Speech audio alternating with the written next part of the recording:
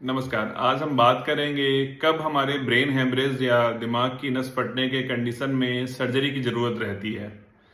ज़्यादातर लोगों में इनका इलाज दवाई से ही हो जाता है, लेकिन कुछ कंडीशंस ऐसी रहती हैं जिनमें हमें न्यूरो सर्जरी की ज़रूरत पड़ती है। यदि आपका ब्रेन हेमरेज का साइज़ बहुत बड़ा है और वो मिड लाइन शिफ्ट करा रहा, मतलब दूसरे साइड के ब्रेन को भी कंप्रेस करा रहा, तब हमें सर्जरी की ज़रूरत रहती है।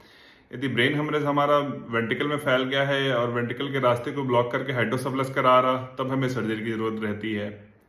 यदि पीछे के हिस्से में, जिसको छोटा ब्रेन या सेरेबेलम बोलते हैं, उसमें ब्रेन हेमरेज हुआ है और साइज बड़ा है और ब्रेन स्टेम है उसको कंप्रेशन का रिस्क बन रहा, तब हमें सर्जरी की ज़रूरत रहती है।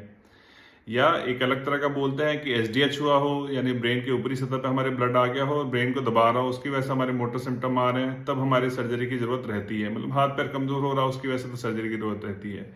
और केसेस में हम देखा कि सब आर्कनाइड हेमरेज हो, मतलब ब्रेन की सतह पे खून फैल गया हो जो किसी वेसल में खराबी की वजह से हो, एनोरिज्म जिसको बोलते हैं कि वेसल हमारी मोटी हो गई, कहीं से फैल गई है, तब उसमें सर्जरी की जरूरत रहती है।